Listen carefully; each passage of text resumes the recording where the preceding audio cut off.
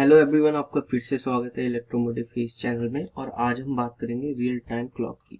तो बेसिकली मैंने देखा अपनी पिछली वीडियो को, तो उसमें बेसिकली बहुत सारे एरर थे, उसमें साउंड क्वालिटी अच्छी नहीं थी। तो आई होप कि आपको ये वीडियो अच्छी लगी हो, और जो भी पीछे की जो भी गलतियां हैं उनको मैं सुधारने की कोशिश करूंगा, ठीक है। और आज हम बात करेंगे रियल टाइम क्लॉक की, ठीक है।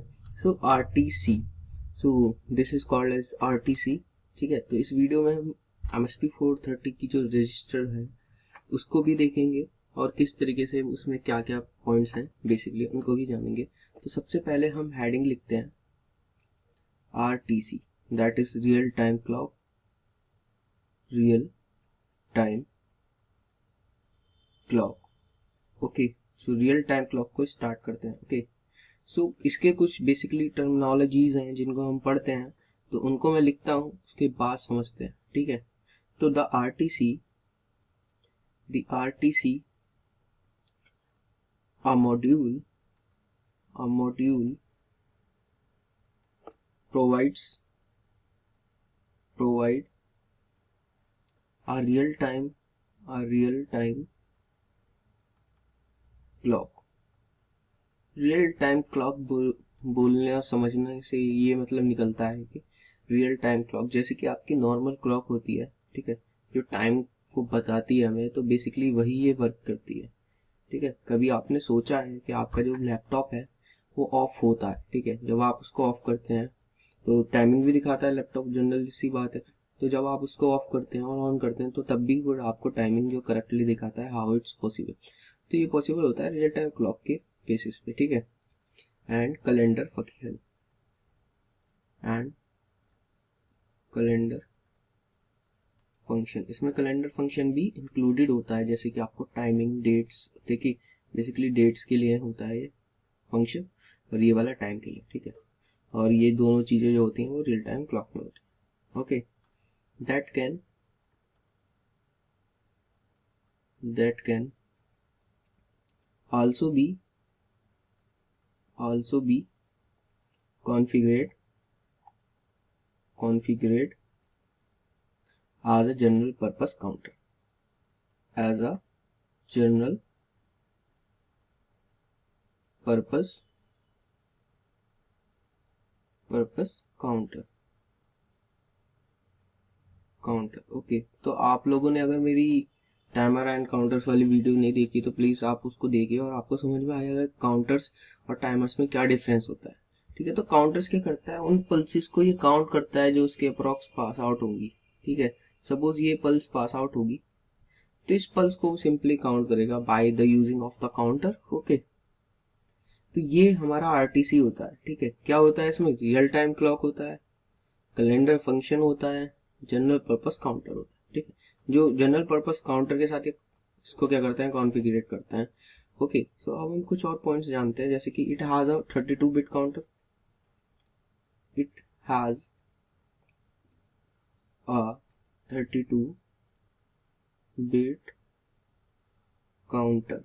ओके, सो ये 32 बिट काउंटर जो है ये बेसिकली किसके लिए है? ये MSP 430 में यूज होता है, ठीक है। MSP 430, ठीक है। तो डिफरेंट डिफरेंट माइक्रो कंट्रोलर्स के लिए ये डिफरेंट हो, ठीक है। ये depending on the microcontroller करता है, ठीक है, काउंटर। तो to automatically control the clock calendar. Okay, calendar समझ में आ रहा है यहाँ पे? जो it has a 32 bit counter to automatically control the clock and calendar। okay, and it count second, oh this is for second, SECOUND, okay, second, minute, hours, okay, and days। so basically same working calendar and timing की। and इसके पास होता है interrupt capability,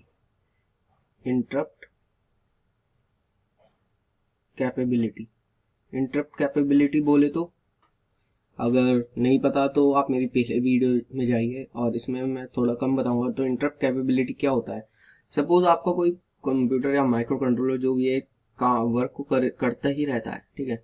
तो वो work क्या होता है, वो सब रूटीन होता है, सब routine, okay.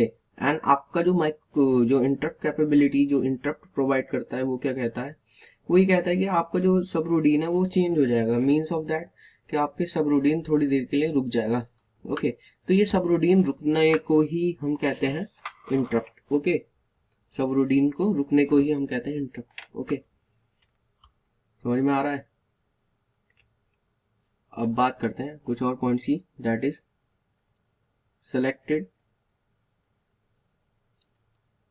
selectable, okay, sorry for that, that is selectable, BCD or binary format, binary format in real time clock mode, real time clock mode, okay. Next is that programmable alarm in real time. So ये basically programmable है, okay, sorry for that, that is programmable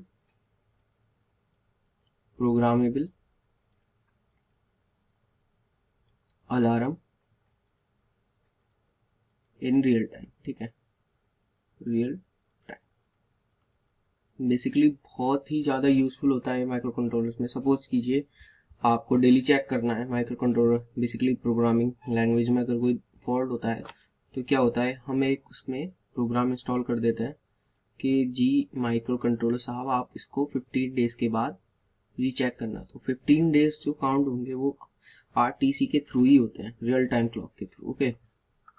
अब मैं MSP 430 में जो use होती है real time clock उसको समझाऊंगा। तो हम पहले हेडिंग लिखते हैं real time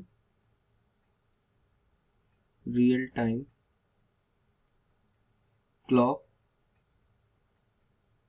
control register. So MSP 430 में क्या यूज हो रहा है, real time clock control register, जिसको हम कहते हैं RTCCTL, ओके, ओके, समझ में आ रहा है। the register is initialized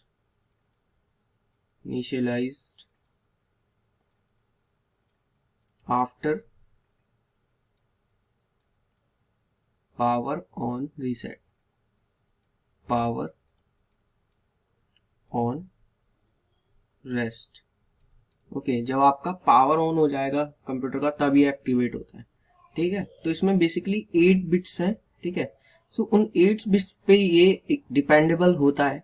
तो मैं उसको लिखता हूँ यहाँ पे, जैसे D7 है, यहाँ पे D6 है, यहाँ पे D5 है, यहाँ D4 है, यहाँ D3 है, यहाँ D2 है और यहाँ D1 है, यहाँ D0 है, ठीक है।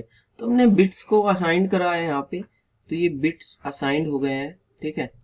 तो बिट्स असाइन करे मैंने यहाँ पे D0, D1, D2, D3 and D7 and so on, okay.